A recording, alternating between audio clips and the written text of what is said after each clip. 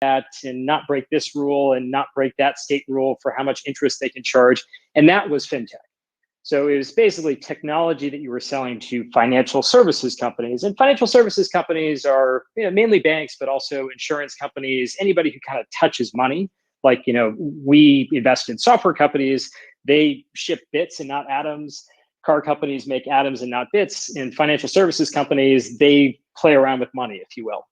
And they create products through money that ideally make consumers' lives better. So that's kind of what fintech meant a while ago. Now I kind of think of it as much more all-encompassing, where fintech really means it might be a bank that has no branches. So there's a company, for example, called Chime, which now has over 10 million customers, and they don't have a branch. And it's kind of like how Amazon created the biggest retailer now, at least by market cap, in the United States. And how many branches, how many stores does Amazon have?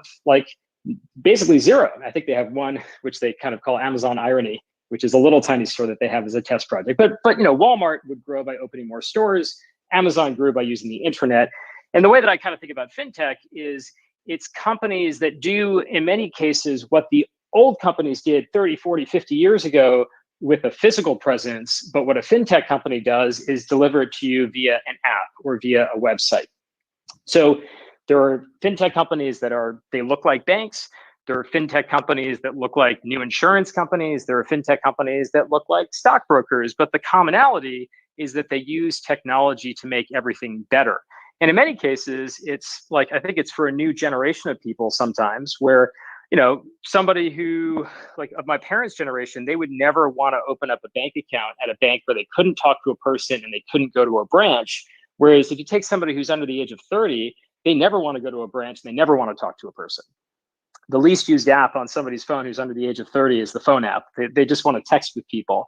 So the other thing that I think fintech does is it just kind of, it's more fine-tuned for this generation that doesn't want and doesn't take any cues or trust from physical locations and kind of the old processes. But it's basically like new banks, new insurance companies, new brokers, new real estate companies. So a new way of buying a house or selling a house would in many cases be considered within the realm of fintech. But it's just very, very different than what fintech companies were. Anybody who's heard the term 20 or 30 years ago, which was basically selling technology gizmos to banks. That's not really what most investors in fintech think about. It's newfangled things for new consumers that just throw out the old-fashioned physical location nonsense and bad service that most people are used to with banks. And in many cases, just much, much cheaper. If you make something 99% cheaper, why did Lyft and Uber do well? They made it 10 times better and 1/10 the cost. If you ever make something 10 times better and 1/10 the cost, everybody uses it. And that's what's starting to happen with fintech. All of these new things, or many of these new things, are 10 times better and 1/10 the cost. Or, one of the things that Robinhood did that was very exciting is they made it, 100% cheaper, no cost. So that's kind of how I think about fintech. All right, oh, go ahead, Vlad. Sorry.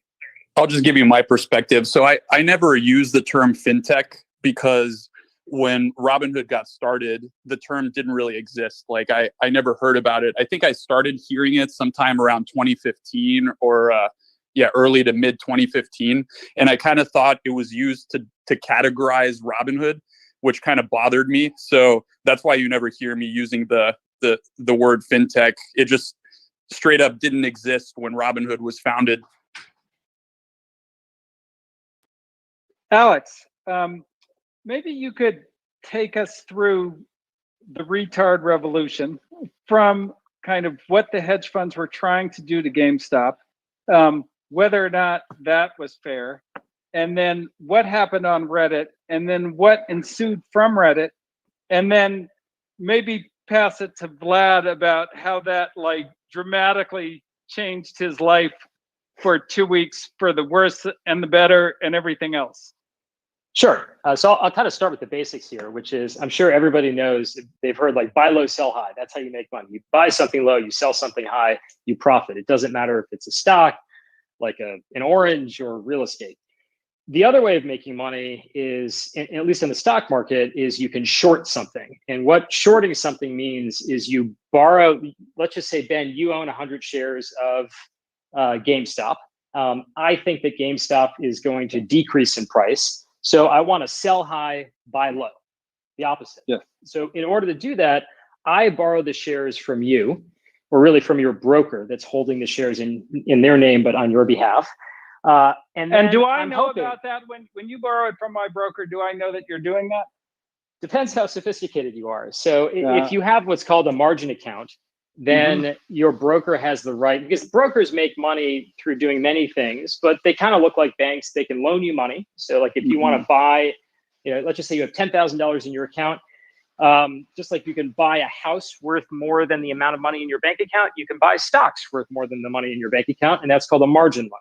And then kind of the reverse of that is, if stock is held in a margin account, your brokerage can loan it out and then earn a fee from basically lending not money, but stock to somebody. Because what the person does is when they sell a stock short, they borrow it, they sell it right away, they get cash in their account. So like if you have a short position, like if you have a long position, you see, I own 100 shares. If you have a short position, you log into your brokerage, you see you have negative 100 shares, which is kind of a weird concept, but you also have the exact amount of money that you got from selling those shares. So you're betting that the price is going to fall. And, there are companies that go bankrupt all the time. Like, if you had shorted Sears a long time ago, you would have made a lot of money because it started high and then it went low. But here's the problem. When do I have to pay back that loan? How do I? So what triggers that? Well, so there are a couple things. The most important thing, and this relates to the whole story, is that when you buy, if you buy low, sell high, you can only lose the amount of money that you invested. If you sell high, buy low, that's your goal, and the price keeps going up, your broker gets nervous because let's just say you bought 100 shares at $10 a share. Or sorry, you sold 100 shares at $10 a share. So you have $1,000 from that transaction, but you owe 100 shares back, and now the price goes up to 100. So it's like, okay, that's a lot of money that you now owe. You owe $10,000. You don't have that money in your account. Your broker is not going to let it get to that level. They're going to do a margin call and say, hey, look, buddy, either you have to put more cash in your account or you got to go buy back that stock, because I don't think you have money to make good on this loan. And this is very common. You have margin loans or margin calls. This is the term. It's called a margin call, where your broker says, I'm nervous that you're not good for the money. And this goes back to your question of what happens. So GameStop, hey, Alex, Yep. Just one thing to throw in there, because I don't want people to get confused. This isn't happening on Robinhood, actually, because Robinhood doesn't allow shorting. We're one of the few brokers that actually don't allow customers to short. And part of the reason is exactly as Alex describes. We don't want customers to take infinite risk, or at least it's a complexifier. So when Alex says broker, he means brokers other than Robinhood, as well as institutional brokers that are engaging in proprietary trading. Just thought I'd clarify that, because I obviously Robinhood has brokers, but they that we don't offer shorting to our customers. Yeah, exactly. So think of it as like hedge fund. So hedge fund doesn't use E-Trade or Schwab. A hedge fund has a prime broker. So they'll use Goldman Sachs or Citi or Bank of America, and they'll say, okay, I want to short, this company sucks. It's going to zero. We hate them. We want to short 1 million shares at $10 a share because we're going to buy it back at zero, and then we're going to make a $10 million profit. So, again, sell high, buy low. So they'll go borrow, the broker tries to locate the stock. They locate the stock, the hedge fund sells it. And they're like, oh, this is great, because they keep having bad quarters. Nobody's going to GameStops anymore. People are downloading digital games all the time. Like, this is great. I'm going to make a profit. But what happens is, if the price goes up too much, they get a margin call and they got to go buy back the stock. When they buy back they joined the revolution. Well, other in way around. essence. So, because when they buy the stock, now they're on the side of the Redditors all the time. Oh yeah. But this is what's really interesting. What happened? They're So anyway, forced to join the revolution. Yes, they are. They're definitely in a bind. So what happened was, you had like literally 100% or more of the share of GameStop shares had been sold short. It was actually more than 100%. It's a little bit complicated to understand how that can happen, but it's because once you remember, I borrowed your shares, Ben, and I sold them short. There's another buyer there.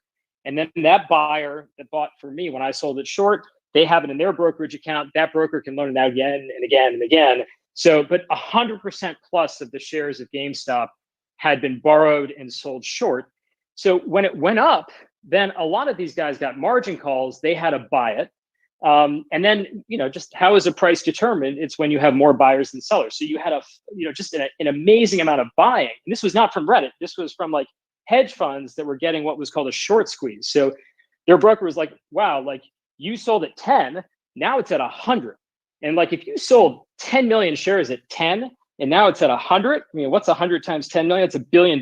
You have to come up with $900 million of collateral, or you got to go buy back the stock. But in reality, it won't even get that high before your broker calls you with a margin call. So then they have to buy it back. When they try to find and buy it back, it drives the price higher. That triggers more margin calls for other hedge funders that have short positions in the stock. They have to buy it back. That drives it higher. They have to buy it back. That drives it higher, and so on and so on and so forth. But the triggering event, I mean, it's really hard to know like how much was Reddit and retail versus how much hedge funds playing with hedge funds. But what seems to have happened is like a lot of people bought call options, like out of the money call options. And if you know what a call option is, you have a stock, that's pretty clear. It's like I own part of a company. So there are 1,000 shares of stock in this company. I own 100 shares. That means I own 10% of the company. A call is the right to buy a share of stock at a particular price at a particular point in time, or before a particular point in time. So if I go buy a bunch of call options, somebody has to sell me those call options. And the person that sold me those call options, they're effectively short the stock as well. So they want to hedge their risk. They want to make sure that they can't lose unlimited money. So they'll buy some of the underlying GameStop stock to hedge their exposure. So what's interesting, and again, so if you buy a call, you actually trigger extra buying. Correct. So there's always extra buying because the person that sold you the call, they have to somehow hedge their exposure, and because they're short effectively the option, which is, it gives you a lot more leverage with options than with stock. So fundamentally what happened was, this is not a new phenomenon. Like, you have short squeezes all the time. The most famous one that I'm aware of was with Volkswagen in, I believe, 2008, where there was like this Volkswagen Porsche complicated thing where Volkswagen briefly in 2008 became the most valuable company on the entire planet, which you wouldn't think of as being Volkswagen, but it happened because of a short squeeze. So these things happen a lot, but you normally don't see them triggered. And like I was kind of jokingly calling this the small short, because if you remember the movie The Big Short, that's where, okay, you had $1 trillion of crappy mortgages that just cratered the economy. And it kind of makes sense. Wow, $1 trillion, that's a lot. They were bad mortgages, bad ratings. You can imagine something like that tanking the economy. Or there was a big hedge fund called Long-Term Capital Management that failed in 1998 because Russia defaulted on its debt. Russia said, hey, I'm not paying the bills anymore. And you can imagine that triggering an economic collapse as well. But GameStop had a $300 million market cap in July, maybe even a little less. This is like the smallest of smallest companies. And it's basically on its way to zero if you look at where the sales are going. I mean, hopefully it isn't. I want them to do well. I like GameStop. So Alex, so the total possible gain for the shorts was $300 million. Exactly. That's the most that they, like, if every share was sold short and it went to zero, you would have $300 million in profit. So That's to it. win $300 million, how much did the hedge funds lose? I don't know. For the chance to win. But it's tens of billions. It's got to be billions at this point. Yeah. It's Okay, so it's hold on. about 30 billion in losses to hedge funds so far. Can I That's jump a in bad here? bet. Crazy.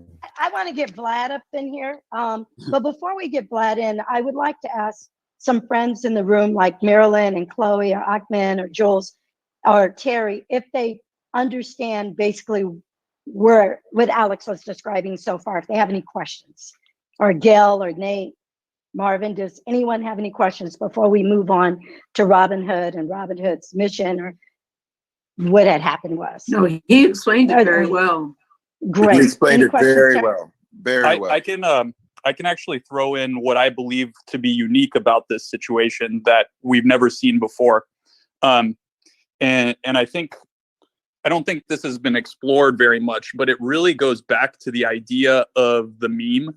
And I remember when I was a kid, I was reading this book, The Blind Watchmaker, by Richard Dawkins, who also wrote The Selfish Gene. And The Blind Watchmaker basically asks the question of, like, how can something as complex as a living thing, a human or a flower, spontaneously arise from evolution and chance. And so I think it was this book, or it might have been The Selfish Gene, where he kind of introduced this concept of a meme. And I didn't really understand what it was until obviously they blew up all over the internet.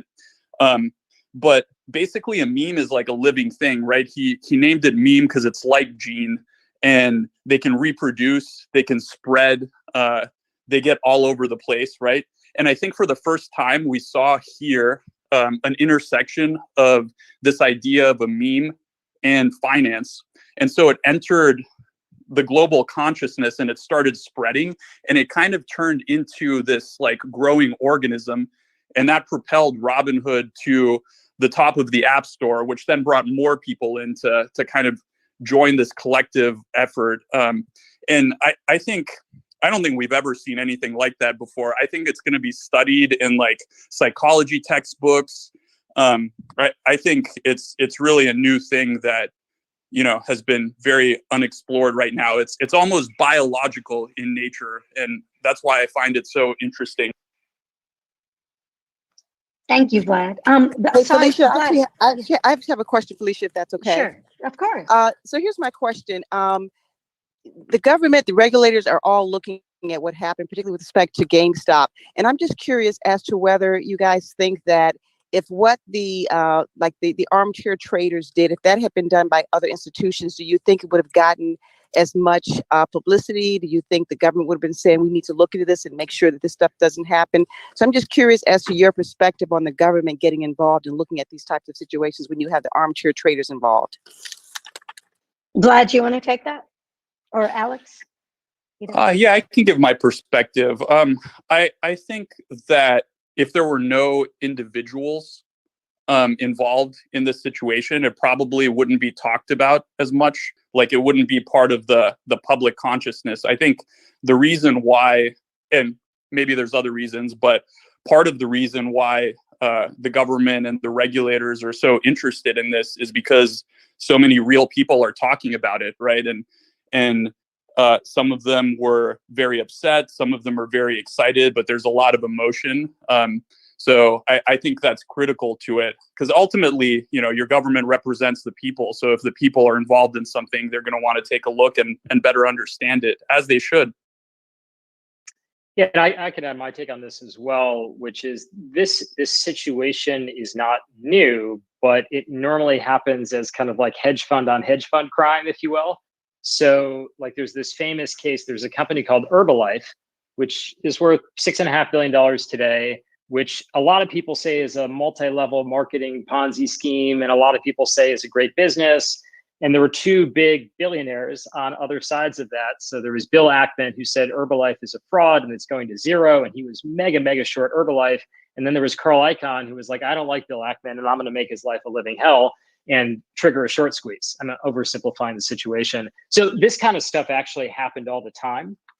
But again, like what I found so interesting about this was, I totally agree with Vlad on the meme stuff, but it was like just how small GameStop was. And there were a bunch of other companies that had these similar short squeeze patterns. And what they had in common was just very high short interest. So like almost everybody was betting that this was going to go to zero. And so the short interest is the percentage of shares short out of the total shares of the stock of the company. So very high short interest, company very small.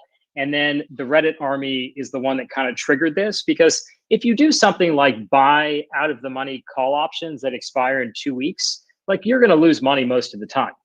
But if 10,000 people do it in unison, then you can actually trigger, it turns out, a short squeeze. And then make life a living hell for a lot of the hedge funds, which is the same thing, by the way, that Carl Icahn did to Bill Ackman, but it was much more democratized and happening in internet forums as opposed to, different offices on Park Avenue. I remember when that happened. That was wild. I thought that was wild then. But And what is the thing? Is there anything legitimate that got the regulators' attention? So we've seen so many really aggressive statements from politicians on this exact incident, which you absolutely did not see on Herbalife. Are any of these concerns or these accusations that have been thrown out legitimate, or are they just going for attention, or what are all these, everybody from AOC to Ted Cruz went berserk. Are they right? Are they wrong? Do they have a point? Vlad, I want you to answer that. I think that, politicians ultimately want to make their constituents happy. And we recognize that there were a lot of people that were upset last Thursday when Robinhood restricted the buying of some of these stocks. So I think they're definitely right to be smart about what's going on and understand it. And, it's been really interesting for me because I've been getting out there much more trying to explain some of these technical concepts. And I never in my life thought that stock settlement would be memed on the internet, but that's exactly what you're seeing now. And maybe that's what it's going to take for people to understand it. But I think it's totally important and necessary, because some of these things are actually, some of the properties that we're seeing are actually as a result of laws that Congress has passed. And, they do need to understand the outcomes, both good and bad, of these laws. Yeah, I totally agree. I mean, like, a lot of this, that's the unfortunate thing, is like when you have people always want simple answers, and simple answers are sometimes very, very hard for complicated situations. And we could talk about the mechanics of, I was actually very familiar with why Vlad did what he did, which made the most sense for Robinhood and all parties involved. But a lot of this is all because of regulation that was passed a long time ago that isn't really understood by politicians today, is my take. But the issue is this calculation of, it's two things. It's when you buy or sell a stock, you think that you have the money right away if you're selling, or that you have the stock right away if you're buying, but it actually takes 2 days after you make that trade for it to clear and settle. And during that period of time, there's a risk, of course, that there's a party called a clearinghouse that basically does that trade between the two parties, swaps the money for the stock, or vice versa. They want to make sure that both parties show up. So they require collateral, and there are a lot of rules around that. And a lot of the rules don't always make sense, but a lot of these rules are enshrined in law. So it's just very, very hard to have, there's no simple answer. It's a complex answer. The answer makes a ton of sense if you hear it and spend 5 minutes listening to it. But people sometimes look for the simple answer, which is like, I don't like this person, or that doesn't seem fair, versus looking at actually what is the underlying cause. Yeah, and T+0 or real-time settlement is kind of a simple answer, but it's difficult to understand. You have to kind of understand what settlement is, get into it a little bit. So I'm looking forward to actually it being memed more, and maybe people will figure out simpler ways to explain it. I'll also add that, Alex, the thing you threw out a little bit earlier about how, some stocks could be shorted. There could be more shares short than like the total outstanding shares. That would be solved by this as well. Like the reason that happens is because the sort of plumbing of the financial system makes it really difficult to track where the shares are. And, it might be kind of silly, but it makes it difficult to track how many times they've been shorted. So basically, someone's shares can be lent to someone that shorts them, and then the buyer of that short could then go around and lend those shares to someone else. And you could do that multiple times, and you end up with something being shorted more than it's been bought. And I think that's just, somewhat pathological, and fixing the whole settlement system will also fix that problem. So I just want to jump in real quick, because I know my 85-year-old mother is listening in, and she's even heard of Robinhood by now, and she doesn't even have a smartphone. She has a jitterbug. And that's okay. We're on computer too. But, you know, you were founded, in 2013, and you introduced the mobile app in 2015. So what was the mission when you first started the company, and now fast forward, just tell us and those where this is their first time actually hearing about Robinhood, tell us a little bit about your company and the mission, and kind of how we ended up here. We're on Clubhouse, eager to like understand more what had happened and what we need to do in the future for best practices. Sure, happy to. So, zooming out 10,000 feet, I'd start with income inequalities is rising, and it's a big problem in our society, right? And a big part of income inequality is that people that are investing tend to increase their wealth faster than those that are just collecting money from salary, right? And if you look back over a very long time horizon, like let's say 100 years, the US stock market has been one of the greatest wealth creation engines that the world has ever seen. So generally, the longer people invest and the more of their money they invest, the better they'll do financially. So Robinhood's mission is to democratize finance for all. And what that means to us, and you can kind of see it here, is that the best investing tools should be available to everyone in the world at the lowest possible cost and with the best user experience. So that's fundamentally what it comes down to. We've built a mobile app, started out offering free trading of stocks when everyone else was charging about $7.95 or $9.95 a transaction. Then we offered free options trading, commission-free options trading. We offer crypto trading as well, high yield savings, as well as a debit card. And in 2019, basically all of our major competitors, the large brokerages, essentially replicated our business model because they were seeing how fast we were growing, and dropped their own trading commissions to zero.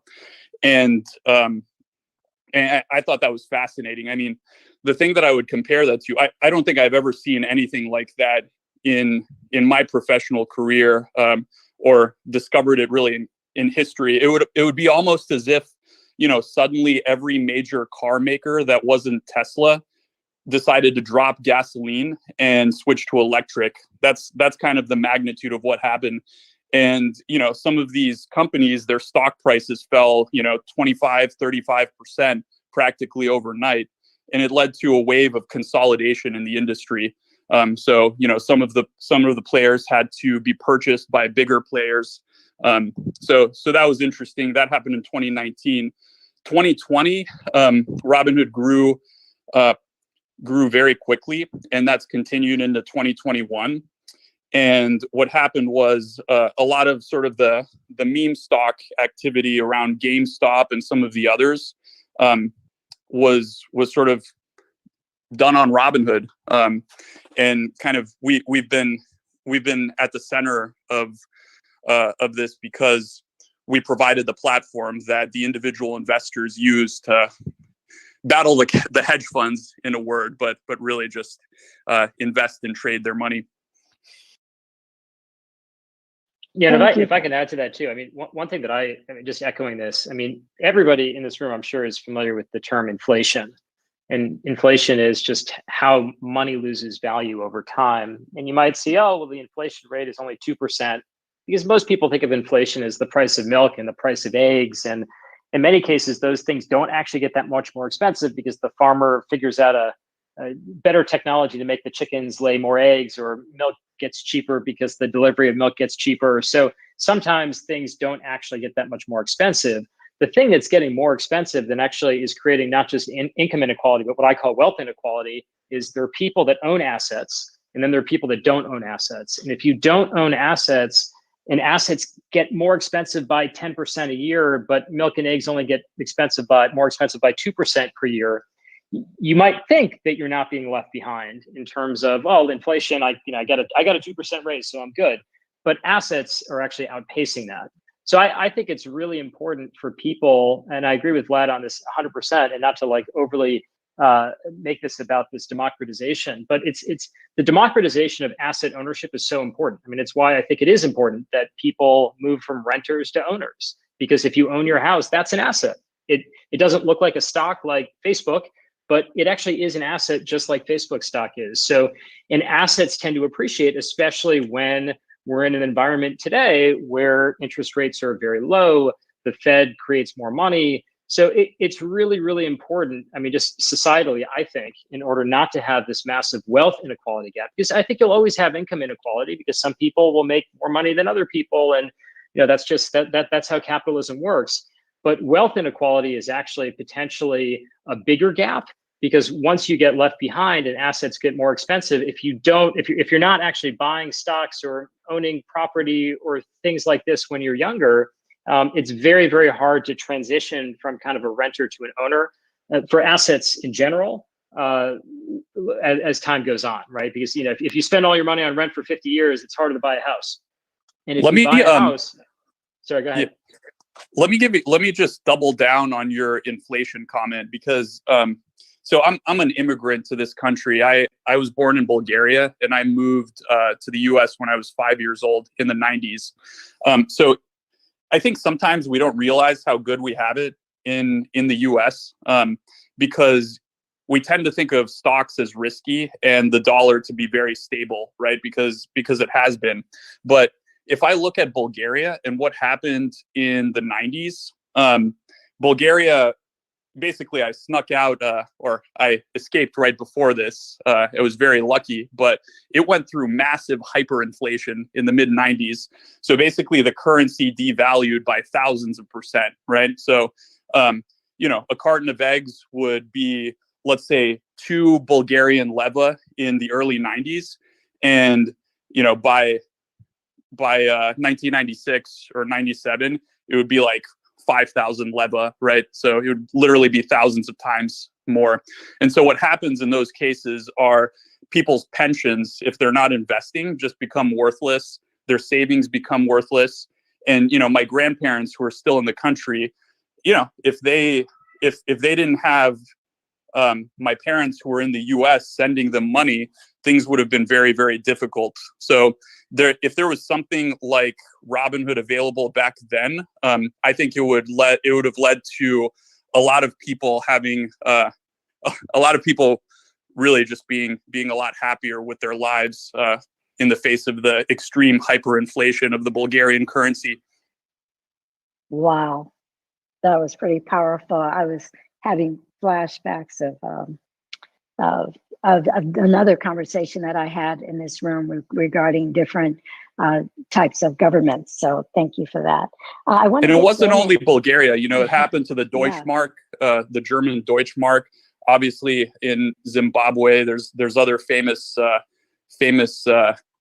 cases. So it's actually a rarity in our country to have a currency that we consider to be stable and sort of like iron tight. And I think, you know, people don't really celebrate that enough. I think it's actually been really amazing for the last few centuries.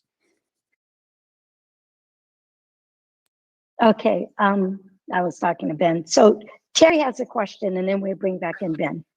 I do. Thank you, Felicia.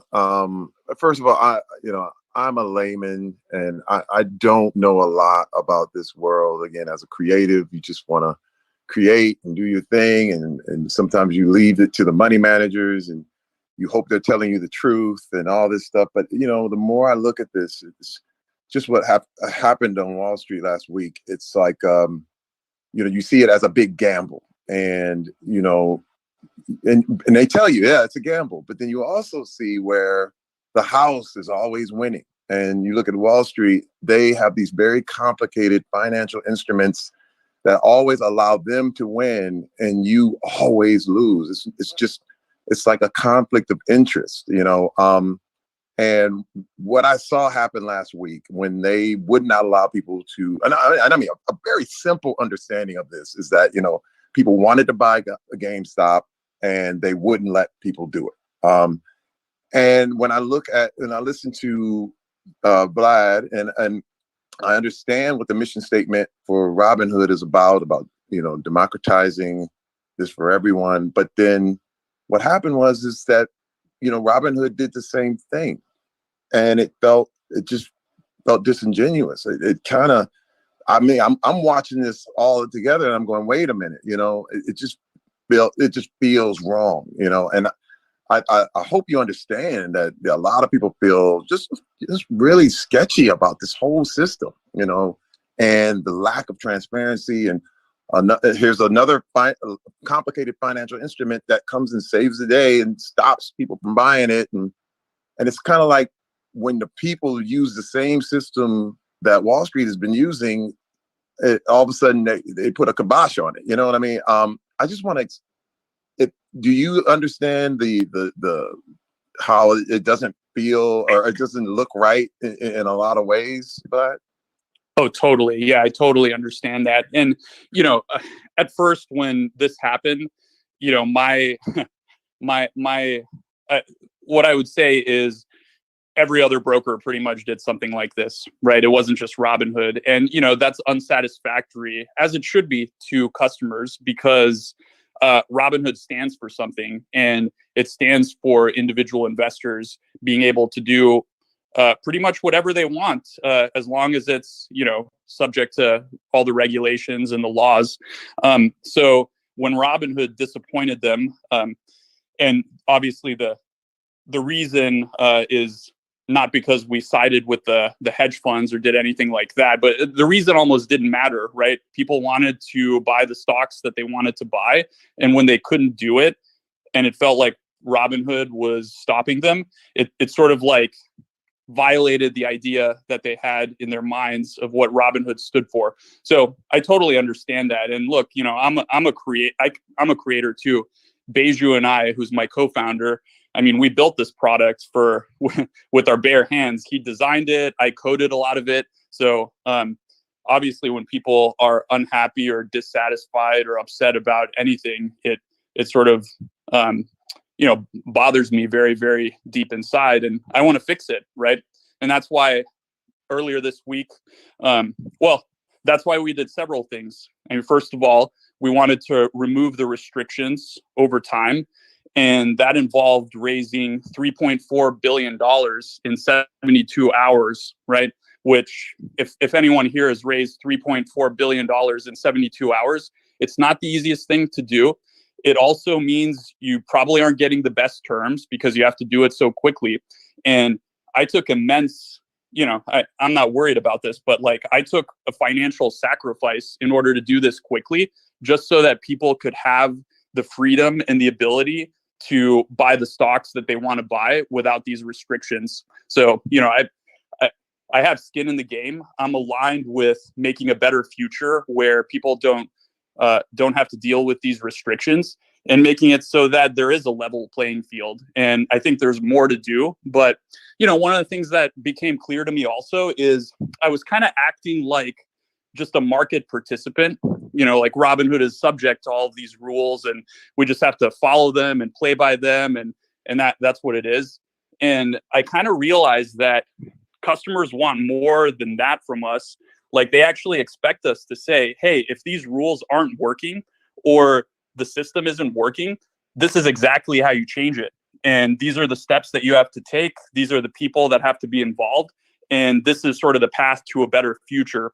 And I do believe that we can drive that. And actually, I believe that if we drive that, it'll be better for everybody, not just individual investors. I think that if we can lower the sort of money that's gumming up in the system, it's going to be better for every market participant. And it might not be better for some, but I think it'll be better for the markets overall. Hopefully that answers your question. Yes, thank you, Vlad, and I agree. Thank you.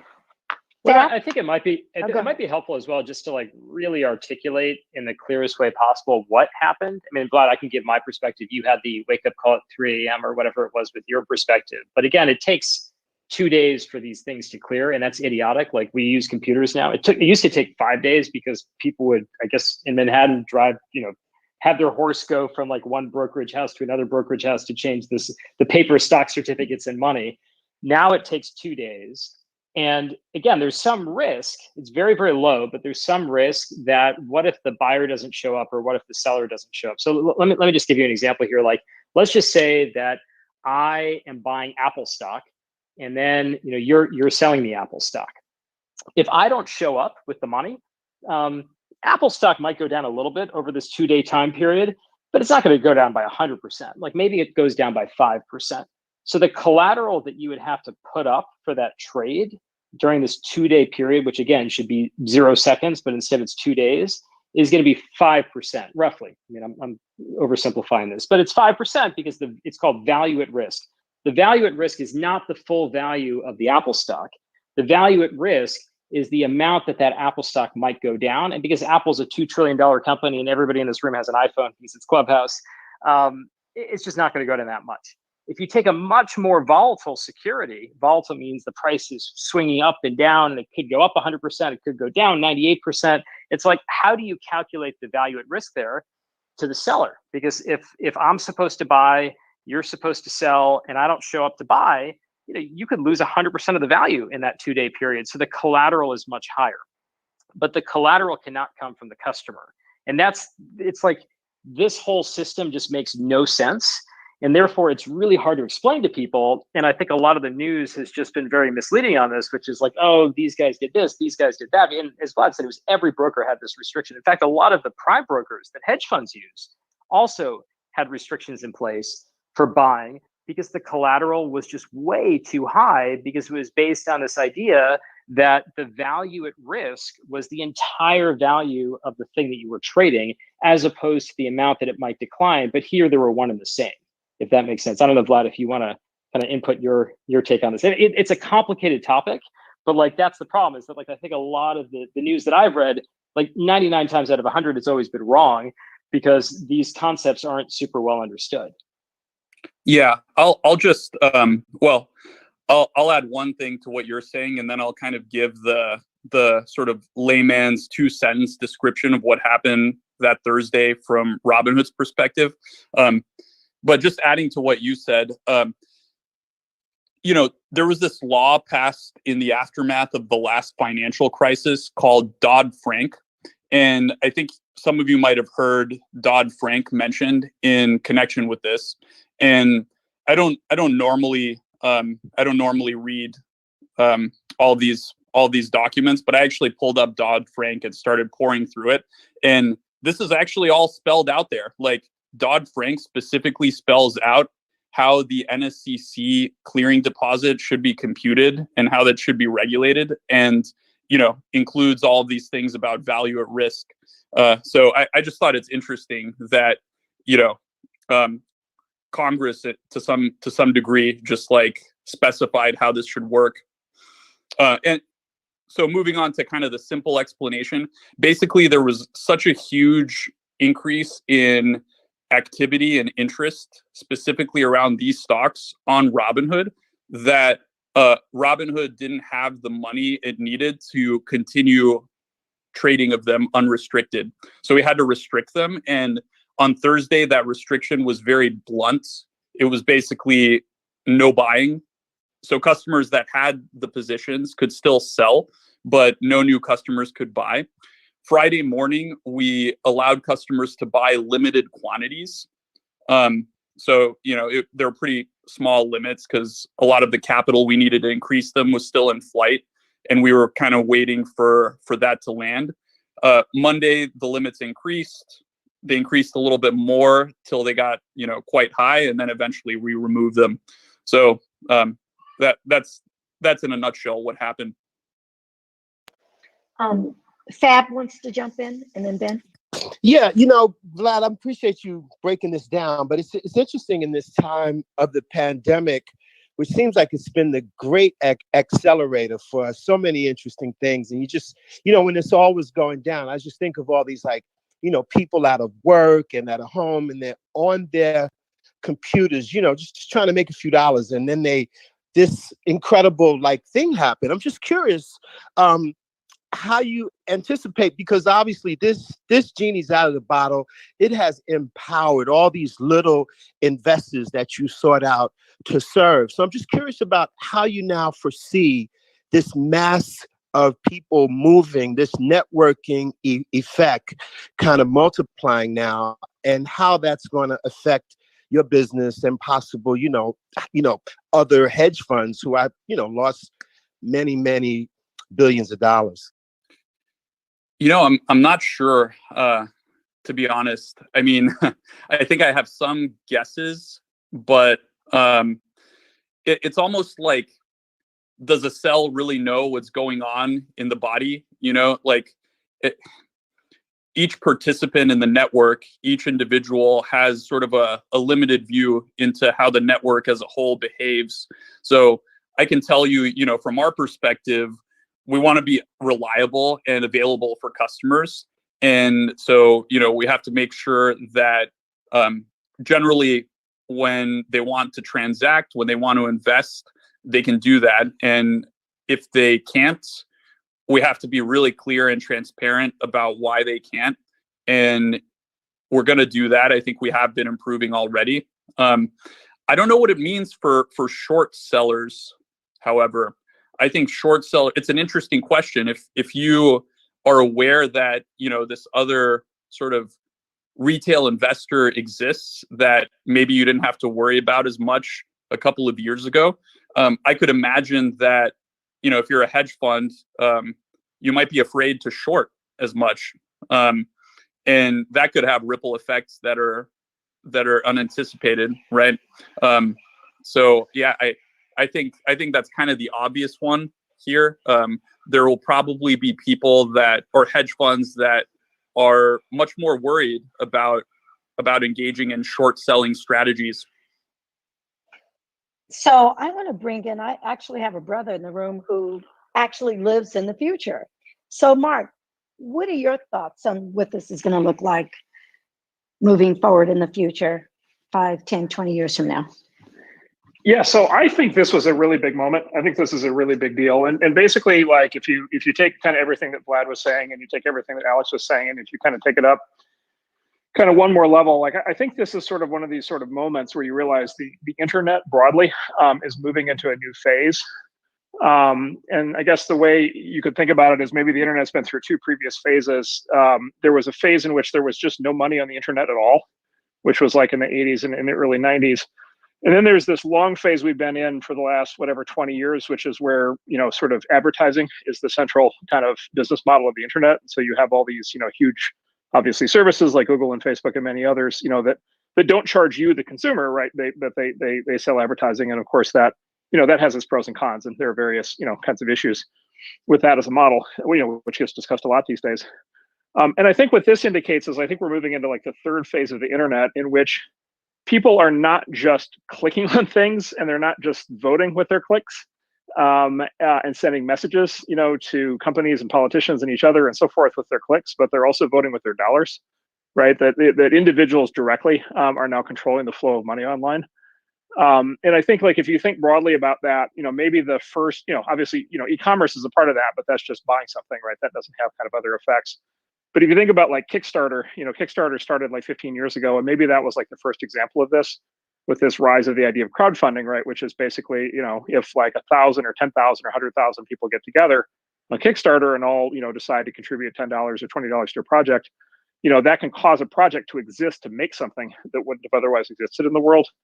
And then over the last, several years, you've seen these new models. There's Substack, where you pay directly for the content you want. There's GoFundMe, where you can, raise money for causes. There's sort of a variety of these new models. There's Patreon, right, where you can kind of fund and subsidize artists, right, who you admire. And so there are all these new models in which you can basically vote both with your clicks and with your dollars. And then in aggregate, you and a lot of people who you maybe knew ahead of time or maybe didn't know ahead of time can all of a sudden be not just like a cultural force online, or not just like an expressive force or a local force, but also a financial force. Right. And so like the fullest version of this is, from what Vlad was saying, the fullest version of this is maybe the internet itself just became the world's biggest hedge fund. Right. And maybe the ability for people to organize on, these message boards and on these social networks to be able to devote money, small amounts of money per person, but tens or hundreds of thousands or millions of people in aggregate, all of a sudden bringing kind of, bringing the level of money that traditionally only these huge institutions have had, and being able to participate on an even footing. like that's a brand new thing. And so I think you're going to see a lot more of this kind of thing happening. I think it's going to have a big impact in the financial markets. I think for sure it's going to have a huge impact in politics and probably in a lot of other fields as well. Felicia, can I say something? Yes, jump in, Mike. How are you doing, Michael? I'm doing great. Thank you very much Good for to see you, brother. hosting again. So I'd like to amplify what Mark said, because I think that we have to underscore just how seminal a moment this was in the investing world. Spending most of my time in that area, I lived through the Ackman Icon feud and debate and buying and selling and them going after each other. And then obviously lived through the situation with GameStop and Robinhood and what was being said by prime brokers and by hedge funds and even by friends of my daughter that were investing through Robinhood. It's fascinating in that no one really cared what occurred between Ackman and Icon. It was two guys with a lot of money, big hedge funds, and battling it out. What we saw here, as Mark said, for the first time was a group effort of small investors, all of whom had something to say, but the ability, because of the internet, to communicate instantaneously and create extraordinary market shifts. I'm not commenting on whether it was right or wrong. I'm not going to comment on whether shorting is right or wrong. But I will say that the attitude and the how hedge funds and banks view shorting any company right now has changed forever. And I think that I was brought an idea of a short just Friday by a large institution. And I hesitated, didn't do it, because I didn't know what the group think might be on the situation. And as Mark said, the internet provides that ability to be able to vote with your feet and with your money, even if you don't have millions of dollars. So I personally think this is a seminal moment in the history of investing. Hey, Felicia. Yeah, Felicia, Ime can I and ask Gail? a question? Yeah. Yes, and then Gail and then Ime. Go ahead. Thank you, Vlad, Michael. Vlad, I'm wondering how difficult a decision it was for you to decide to block it, to shut it down for the GameStop buying. And did you have any idea that people would get so angry, and how did you deal with that anger? Did it ever frighten you because they got so pissed? So I'm wondering how difficult it was to make the decision. And then number two, how you dealt with the anger that was all the incoming that was coming your way. So you might not be the true answer is I didn't make the decision. So this will get into a few of the details around how Robinhood works, but Robinhood actually has a holding company with a few other companies underneath it, right? So I'm the CEO of the holding company, and kind of my responsibility is to provide technology services and capital to the three subsidiaries. But Robinhood Securities, which is what's known as a clearing broker, makes the decision about what securities are tradable and untradable and what those limits are. And ultimately, the team at Robinhood Securities made the decision, and it wasn't really a decision that we had a choice to make. It was basically we had to make the deposit. We had to prevent that deposit from growing out of control, and we had to act very quickly. And the consequences of not doing that would be, I mean, I don't even want to think about it, right? We would have had to potentially limit trading of all stocks. Well, let's just say I only knew your name. I didn't know the other people's names. So I was just wondering, you seem to be the face for a lot of people, rightly or wrongly. For sure. To fall on you. Yeah. Awesome. Hey, guys.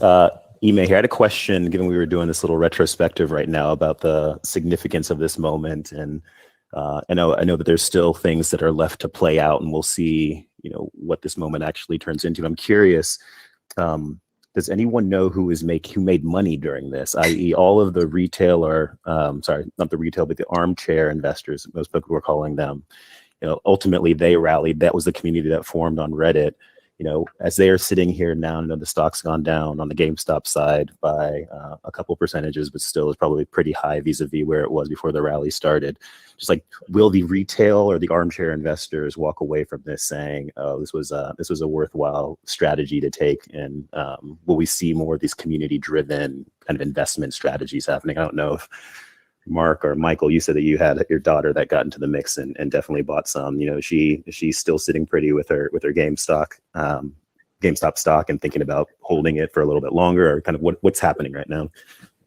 Well, I think it's a really good question. I think it's very hard to judge all this. The one thing we know for a fact is that many of the large funds that were short the position fell victim to what Alex described very articulately early in the conversation here. And they had to cover, and we know from public record that one fund had to take in $2.5 billion of investment, most of which went to cover their shorts. With the younger people that I talked to, most of them were in or out. But when I was called and asked for advice, I gave the same advice, which is only put in what you're willing to lose. And secondly, understand that at some point with these musical chairs, the music stops when you're shorting. And when you stay at the table too long, you can get an enormous amount of trouble. I don't think, and maybe Mark Andreessen knows the data on this, I don't really know what the smaller investors lost. We read a lot about what a few of them made in gossip columns, and in and particularly there was a lot of it covered in the New York Post. I do know that multiple hedge funds were down severely. So there's good news and bad news about that. The good news is that, as we just discussed, and as Mark said, there's a new way to play this game, and it can be played using the communication tool of the internet with a lot of smaller investors. But a lot of people have not taken into consideration that the hedge funds that lost money, probably a substantial portion of the money they lost was not for wealthy individuals, but for major pension funds. So a lot of people that were in those pension funds, whether it be Ontario teachers or Texas teachers, there are a lot of pension funds that lost half of their investment in these particular funds. So it's good news and bad news. The good news is this seems to have created a check and balance, and the bad news is there were probably a lot more losers than winners. That's right. My friend, go ahead. No, I was going to say it's hard. There's no perfect accounting. I mean, maybe only the IRS will know, probably. So they're the only ones that will have the answer. We should have the IRS in the next Clubhouse. But I would say, there are different ways of investing, and there are ways of investing around kind of craziness like this. And actually, if you read a lot of the stuff on Reddit leading up to this, some of the original analysis on GameStop was really, really good. Around this particular play, which was, this was the craziest of craziest. It's this is the Hail Mary of football plays, which is, all right, 140% of the shares are short, which makes no sense. $250 million market cap. If you do this and this, and we get 10,000 people to do it, we're gonna run over all these hedge funds. This was kind of the analysis, very technical, very articulate, the kind of thing that you would have a smart economist write. And then there were a lot of people that didn't really know what they were doing, but they're like, I'll go in on this, why not? And some of them made money, some of them lost money. But again, there are different styles of investing. Some people I know, and this is what's I think different about investing today versus 50 years ago. It's I know people that love Peloton. They ride Peloton 4 times a day. And there are a bunch of investment analysts who say Peloton's overvalued. I have a sell rating on the stock. Peloton sucks. But you have people that love to ride it. Like, those guys are idiots. I ride this 4 times a day. I got 5 of my friends to go buy Pelotons. I'm buying Peloton stock. Like, there are just different styles for investing. So, one of the takeaways for me is I don't want to over popularize or sensationalize this, like, wow, like as more people get into investing, they're going to go in on these crazy Reddit things like GameStop. I think this was a really interesting moment in time, going back to this, like, we've had this happen with hedge fund versus hedge fund all the time, but we never had the small short with the $250 million market cap company that somehow ballooned up to 25 billion, crushed a bunch of hedge funds, forced those hedge funds to sell all their big positions, like in Facebook and Google, which kind of crashed the market a week and a half ago. Like, that's never happened before, and it's really interesting. But I think it's just one strategy behind this. How do you democratize and popularize investing and owning what you believe in? And there are some people behind the GameStop trade that really believed in GameStop, and that's great. But there are going to be a lot of other people that say, you know what, I'm not just going to keep my money in my Bank of America checking account paying 0% interest, or earning 0% interest and paying overdraft fees. I'm going to go buy, 3 shares of Peloton. I love that company. Or, 4 shares of Apple, because I bought, 5 iPhones in the last 7 years. And I think that's fundamentally a good thing. And maybe some people will say, I'm just going to buy low cost index funds. Some people will say, I'm going to buy Peloton. But like, the more exposure that we give people, I believe in letting people make their own choices. And I think the more exposure that we give people to assets, the more that we empower a new generation of people to actually build up wealth over time. And that's what it is. And this is going to be one part of the story. It's a big one. It's gotten a lot of news. But it's not like, oh, you're going to have masses of people, they're going to buy, crazy companies and bankrupt hedge funds. I think this is kind of anomalous. It's really exciting, but it's still anomalous. Let me throw one other thing in there. Since you mentioned shares a couple of times, one, I think, somewhat underappreciated innovation that's hit the financial markets in 2020 is the ability to buy stock in a dollar amount. And Robinhood, I guess, popularized this, where you don't have to really understand shares. And sometimes we found when talking to customers that they really just say, I want to buy $1 of a particular stock. And it just makes it much more understandable. And you can kind of perform that transaction or buy that stock more simply. Now, in this particular case, what it also does is allows stocks that have high prices and increasing prices to continue to be bought. And what you saw with things like with stocks that are trading in the thousands of dollars, or even in the case of, for example, Berkshire Hathaway for hundreds of thousands of dollars, allowing someone to buy $1 of that can be very, very powerful. And I think, sometimes, sometimes that's underappreciated, that innovation actually allowed more people to enter the markets. Well, the question is entering the market with their eyes wide open. Marilyn had a comment regarding the young people who bought and sold and dealing with capital gains. Marilyn, do you want to jump in with your comment? Yeah, you know what? I just think that part of the story doesn't get told much because people see, the young folks, they bought the GameStop, they bought AMC, they made all this money. But the other part of the story that people just need to understand is that if they buy it and they sell it right away to make money, they get hit with huge capital gains taxes, because most people probably know that if you don't hold the security for a year and you sell it within that period of time, you have to pay a huge capital gains tax. And I just think that that's something that people need to be sensitive to if they're thinking about getting in the market and getting out of the market to make a profit. You have to always think about the taxes, because the government's going to get its share regardless of what you do. That's true. Only a problem if you make money. Exactly. Right.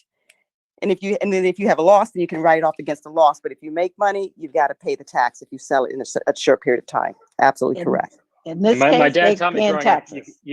up, my dad taught me growing up, you can never go broke making a profit. So I always try to take that home with me every day. I'm going to borrow that one. I like that. So Fat wants to jump in, and then I want to get Ben back in. Go ahead, Fat.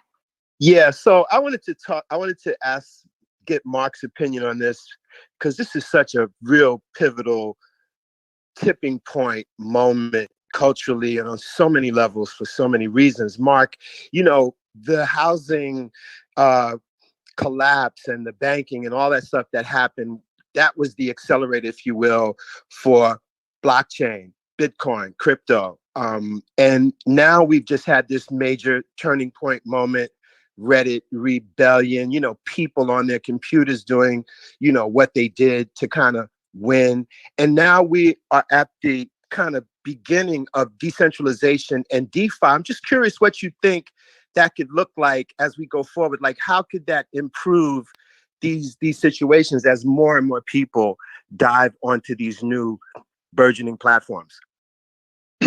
Yeah, so the book that I really like on this topic that I'd really recommend, a friend of mine wrote named Martin Gurri, Gurri, and the book is called The Revolt of the Public, which is a great term, and then it's something like The Revolt of the Public and the Collapse of Authority.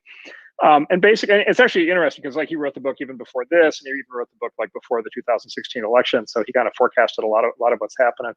Sort of the big observation he made is just basically if you look at polls, like Gallup does these polls of how many people trust large institutions. The numbers have been falling almost across the board for almost all large institutions since the 1970s.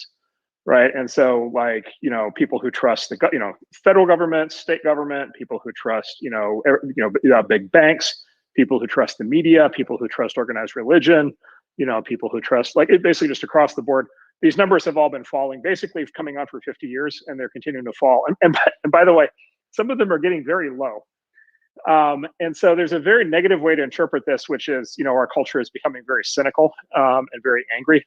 And you kind of obviously have, people probably have a real kind of emotional sense of that.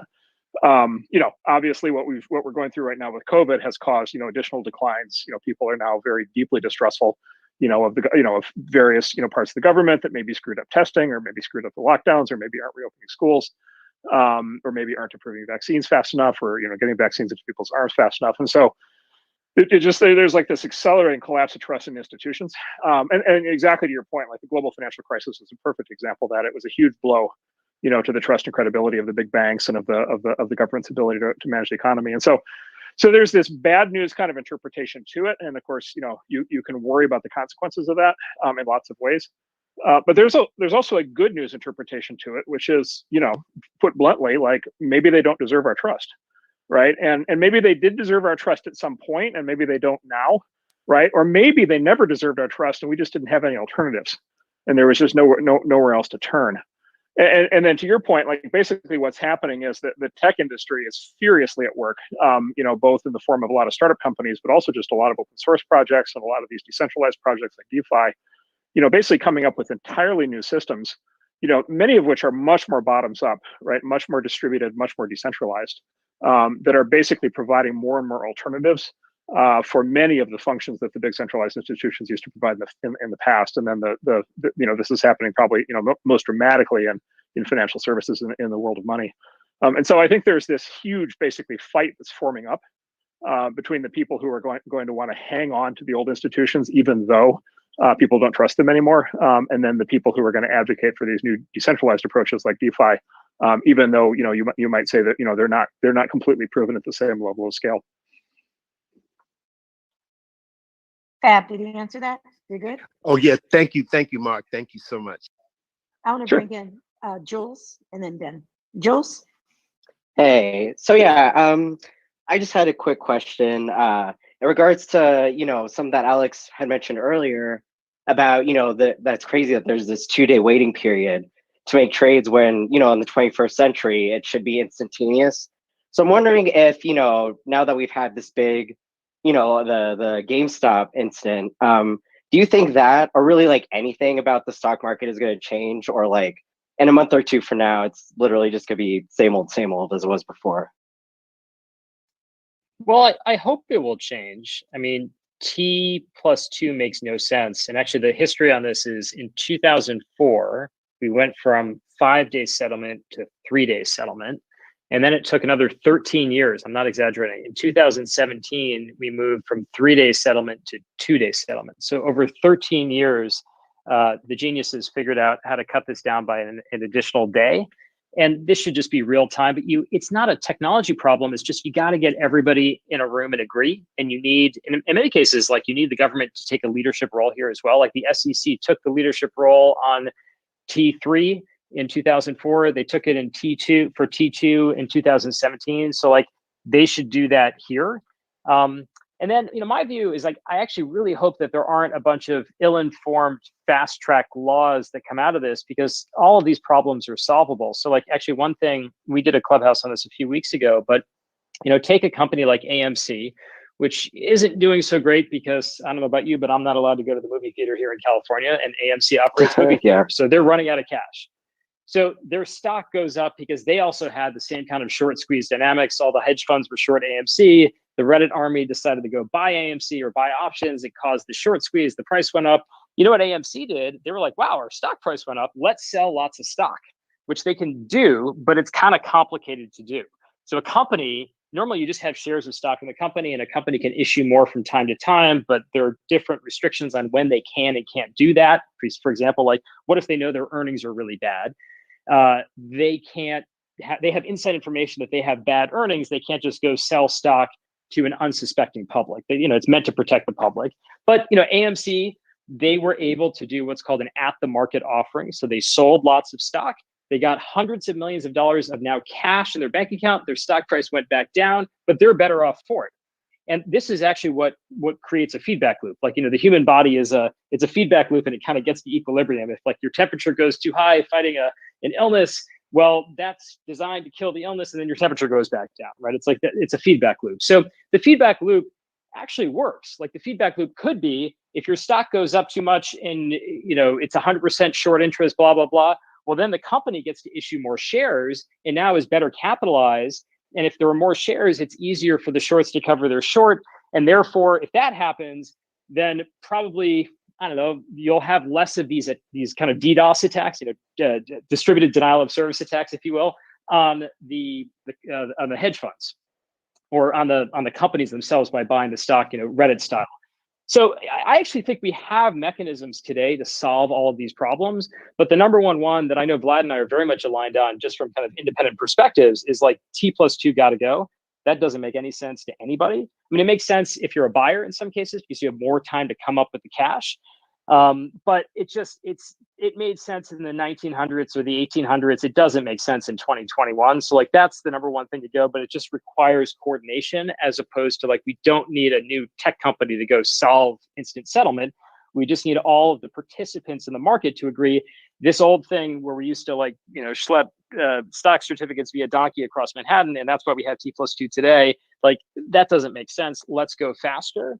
And then I think we can actually deal with all of these situations and all of these crazinesses that are happening if we let companies issue more shares, as one example, versus like, one of the issues we talked about, wealth inequality and whatnot. There's this whole thing, not to get on a tangent, but it's called the accredited investor rules. So unless you're rich, you're not allowed to invest in companies or in certain investments that do really well. How terrible is that?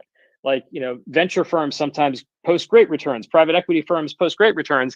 They're not open to the general public. That's designed to protect the general public. But really what it does is it protects the general public from getting access to some things that actually perform really, really well.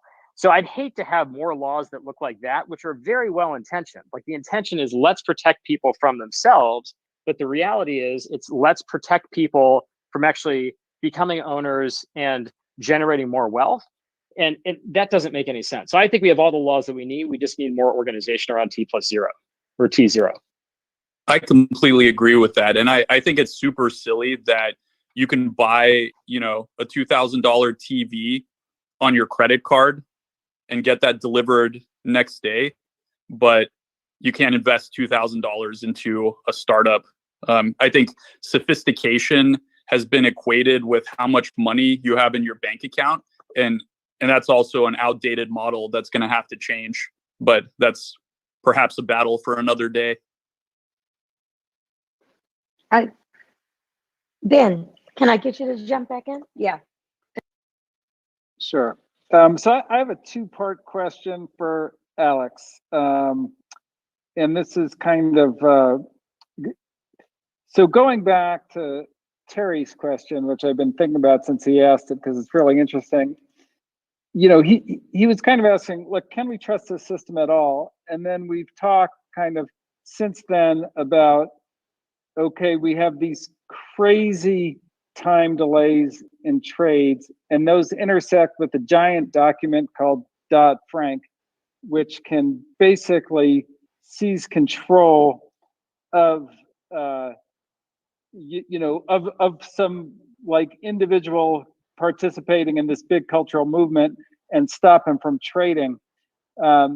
So, you know, it is complicated and it didn't work. And can you trust it going forward? I guess is the first part of the question. And how do you think about that? And then the second part of the question is, you know, when you look at the Big Short, the thing that caused the Big Short, I think, is pretty clearly you had our large institutions, our banks, and you know, banks, hedge funds, et cetera, taking these enormous financial risks to earn a relatively small amount of money. So basically making very, very risky loans underwritten by the American public in exchange for them getting, basically, as Nassim Taleb said, picking up nickels in front of a steamroller. It seems that in the small short, these hedge funds put, in order to win a possible prize of $300 million, lost $30 billion, which also seems like they were picking up nickels in front of a steamroller. Did this reveal a different kind of systemic risk? Should we be worried about the risks that hedge funds are taking, their links to our banking system, and then their links to the taxpayer who's underwriting all this? Could we have another crisis? It's a great question. So let me answer the second part first. And that's why I brought up long-term capital management, which is the most ironically named company or firm of all time, given that it went bankrupt in a very short period of time. But this was a very, very seismic event in 1998. And again, this was when Russia, they had Nobel Prize winners up the wazoo, or the two of them working at LTCM. They went belly up because Russia defaulted on their debt, and there was an Asian financial crisis the year before. So that's obviously bad. And the Federal Reserve of New York actually organized a bailout of them. And this is, you could expect something like a Russian sovereign debt crisis to cause lots and lots of people to lose money.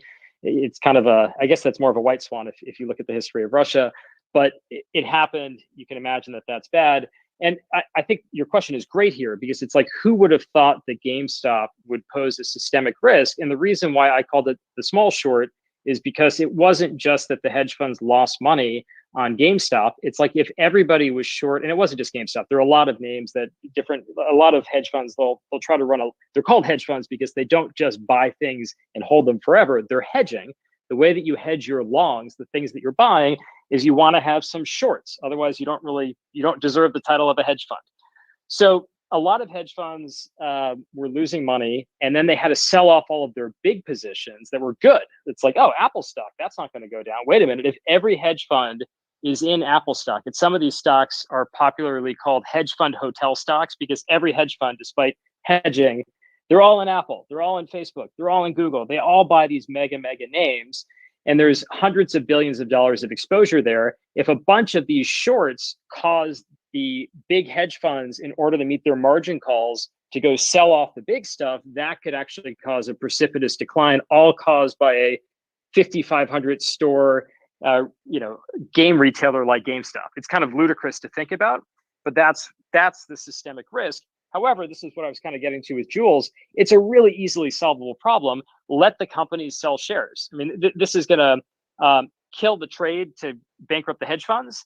But the way that you would solve this problem pretty comprehensively is say, okay, GameStop, you can sell as many shares as you want. Like, go print 100 million new shares, sell them as a market participant, and then boom, you've got more money. And because you're able to print more shares, now there's more supply. Prices are a function of supply meets demand. And now everybody can cover their shorts. So unfortunately, the hedge funds don't lose as much money. The Redditors don't make as much money, but there's no systemic risk to the system. And so I think we solved that problem. I'm not as worried about that. To your first question, I mean, it's related because I just worry, like, Dodd-Frank, a lot of legislation there are two ways of reading legislation. Sometimes it's like, well-intentioned, but has consequences that have not been foreseen. And sometimes it's poorly intentioned because lobbyists effectively write it. And then Congress people, have 24 hours to read it and they just sign their name and vote for it anyway. So I think there's a lot of stuff in Dodd-Frank that doesn't make sense. That might need to be reformed. I just don't know how we do that. I mean, my hope is that if we just move to T+0 or T0, not waiting 2 days to settle things, which is much more of a consortium approach as opposed to we don't need Congress to pass a law to do this. I don't think we need Congress to pass a law to do anything about the whole different set of situations. And I think any set of laws that are passed, they always have these downstream consequences, like the accredited investor rules. Again, well-intentioned there, but actually bad consequences for a lot of people. So my view is that I don't really foresee any changes to the law. I'm not a political expert, but I think we can solve, like, the industry itself just needs to get together and say, how do we stop things like this from happening? Because it's a bad look for us, for sure. But it doesn't make any sense anyway when we have technology that can solve these problems for us, like, immediately. Like, we can clear every trade instantaneously. There are other countries and other systems that already do that. Let's do that here too. Thanks. That was great. Excellent explanation. I just want to jump in and ask Alex a quick question about the rollout of, like, the PPP seemed quite challenging, to say the least. Why was it so complicated, and how could that be fixed? Oh, that's a very long question, or it's a very short question. It's a very long answer. So, PPP was the Paycheck Protection Program. And this was this was well-intentioned, very, very poorly rolled out. And part of this is the government actually doesn't really know who's a small business. Because, I mean, yeah, if you're a small business, you file your taxes and you have like a rough accounting, like it's your Schedule C on your tax return.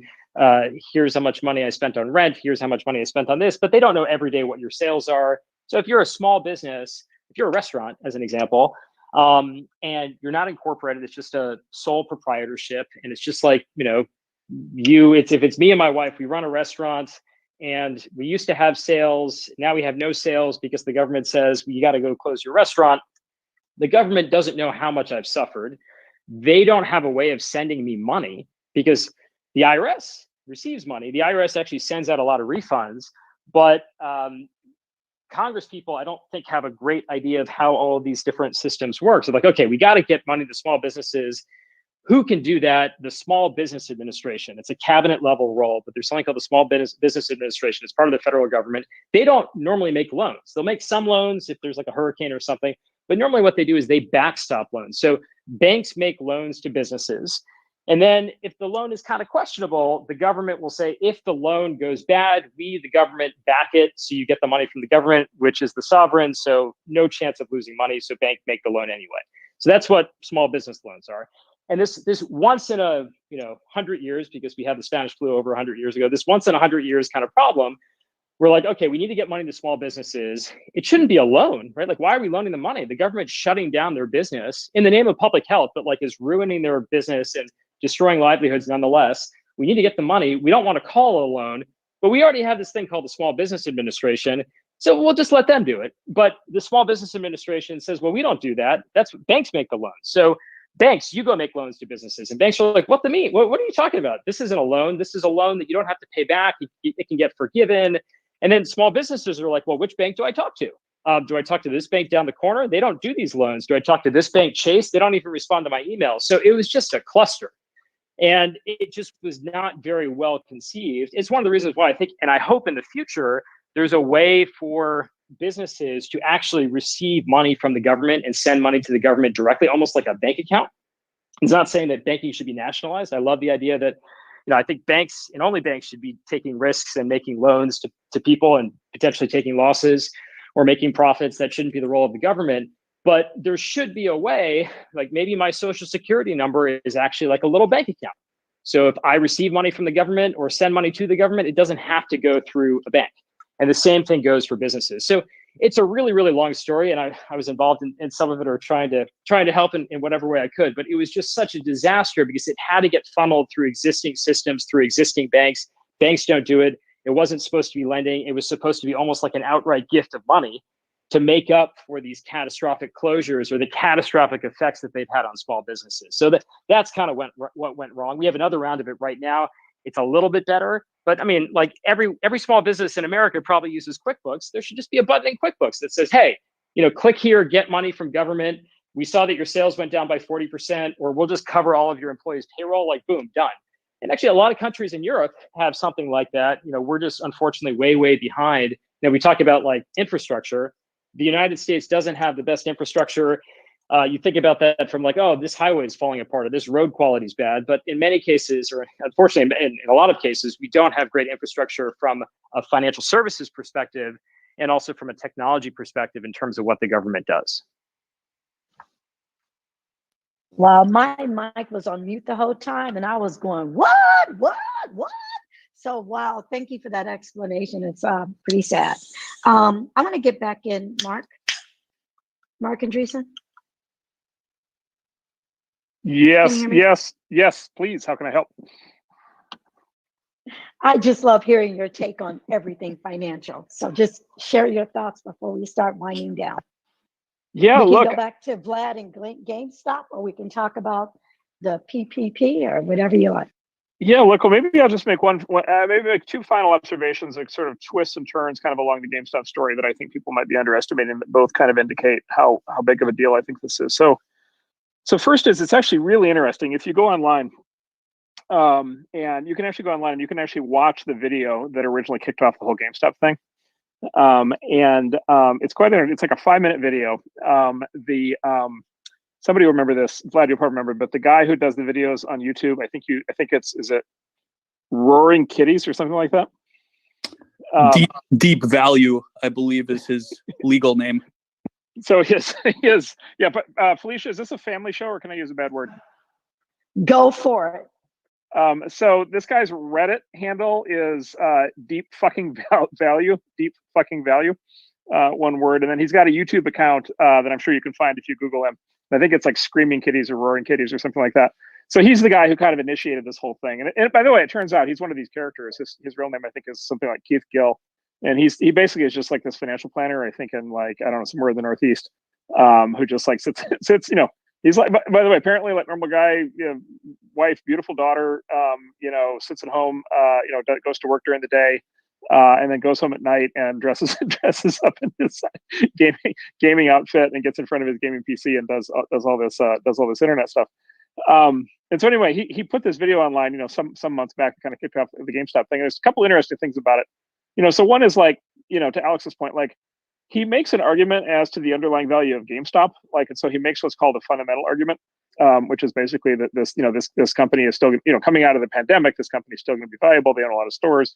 People like to buy a lot of things, at GameStop, and so this stock is undervalued. But then he immediately locks in on the fact that 140% of its shares are sold short. And he immediately says, look, like this company should be more valuable, but like in addition to that, like this is the potential short squeeze. Like he basically like decodes the whole opportunity and just lays it out, and in like 5 minutes.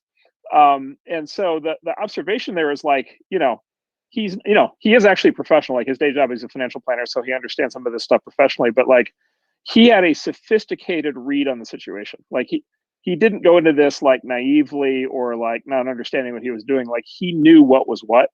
And and by the way, he could have been right or wrong, and whatever, people could have ignored him, but like he knew what he was doing when he made this recommendation. Like it was not an accident. And so this just goes to the fact that like just because it's like a mob of like crazy people on Reddit does not mean that they're not sophisticated, right? And in this case, at least the people who got this whole thing going and kind of really catalyzed it actually turned out to be quite sophisticated. And many of the discussions on the internet about what's happening, kind of in this community are actually quite sophisticated. And so when I say like the internet might be the new world's like largest hedge fund, like part of that is the sophistication level of the people who are able to coordinate online, I think is higher than I think a lot of us expected. And I should say it's certainly higher than I expected going into this. The other observation I'd make, you guys talked a little bit earlier about like who made money and who lost money. there are a bunch of institutions, right? A bunch of actually hedge funds who actually made a lot of money through this thing. And the way they made a lot of money was they either already owned GameStop stock, right? So there were hedge funds that weren't short, but were actually long the stock and owned it, right? Or they bought stock, and basically became part of the, part of the movement, if you will, and actually made money. And so the Wall Street Journal did a story about one small fund that ended up basically making like $700 million in like a week, just because they happen to already be owning GameStop stock. And so one of the things you'll read in the press, when people want to get cynical about this, is they'll say, oh, it wasn't really the Reddit mob. It was actually these other institutions that were kind of trading behind the scenes. So it was actually like more like an Icon versus Ackman thing. And kind of this Reddit mob thing is just kind of the cover story for what was another one of these institution versus institution battles. And that's sort of the cynical way to look at it. And there's something to that. The somewhat more kind of, I think, dramatic way of thinking about it, which I believe is, if the Reddit mob, or whatever you want to call them, if they can summon large institutions to operate sort of behind them, and become part of their army, right? Become part of their movement, and line up with them on their side, right? Then they actually carry a much bigger stick than I think people are thinking. And that's what I think actually happened. I think this started out as like a popular thing with like Reddit traders, and then I think a bunch of funds stepped in and provided firepower, behind this trade. And so the way to think about it is it's like I don't know, this mob of basically this mob of basically individuals without a lot of kind of individual power, who all of a sudden can kind of summon this other army, right? It's like, I don't know, it's like a kid on the playground who hires somebody really big to come in and be his bodyguard and beat up the bullies, kind of thing. And so I think that's what we're going to learn more and more about over the next several weeks. And to me, that actually makes this story more interesting and more dramatic, and not less, because it basically means that basically these mobs may actually end up being a lot more powerful than even we think right now. Whoa. No, I was thinking the exact same thing. Ben, do you want to jump in? Do you want me to wrap it up, or do you want me to jump in with another idea? Go ahead, Ben. Take it away, baby. You know how to do this. Well, how about this? Wait, before we do that, I want to give Vlad a little bit more time to add maybe more context, or if he has any final thoughts he would like to add to the conversation before we shut it down. There you go, Vlad. It's your. Hey, thank you. I've really enjoyed this conversation, and I think just the thing that I worry about is sort of the iatrogenic nature of trying to solve these problems, which basically means the cure shouldn't be worse than the disease. And I worry a little bit that, by adding more laws, more regulations without thinking through kind of the consequences of that, you can stack more cards on the system, and that actually in a way could increase systemic risk. So we're going to do our part to do the best for our customers and make sure that they'll have a great experience becoming investors and using our product. And I'm excited to do that and also help the system however I can using what I know. Thank you, Vlad. We really enjoyed having you. And I certainly would love to have you back on maybe in a couple of months to see how things are playing out for you. And Alex, I really want to thank you for your expertise, for joining as well. Alex, do you have any final thoughts before Ben wrap it up?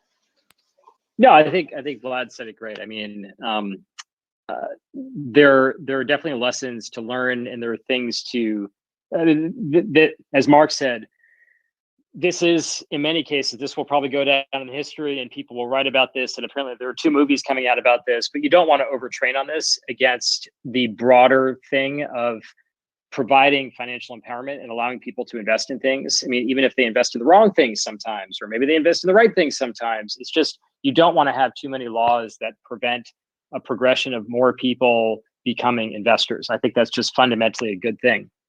So I would hate to overtrain on kind of the insanity. I mean, we should learn from the insanity of 2 weeks ago. And part of what you want to learn from the insanity of 2 weeks ago is, my big takeaway is make clearing happen real time. Like, we should do that. There's no reason not to. Like, that's a big takeaway.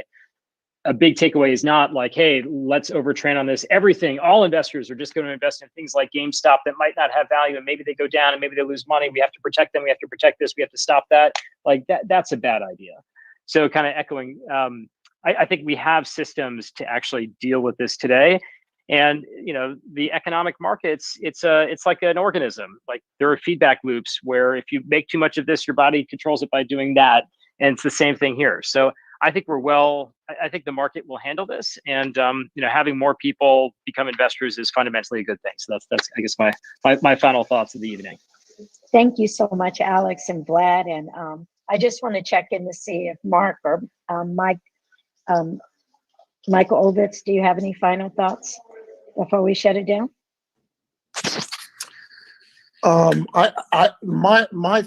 final thought on this, Felicia, is I want to thank you for bringing this to everyone's attention in the Clubhouse. It is I think this is such an important subject, such an important time in investing and actually for the internet, and to show that people can have a point of view that's shared, and they might have smaller dollar amounts, but they have a lot to say.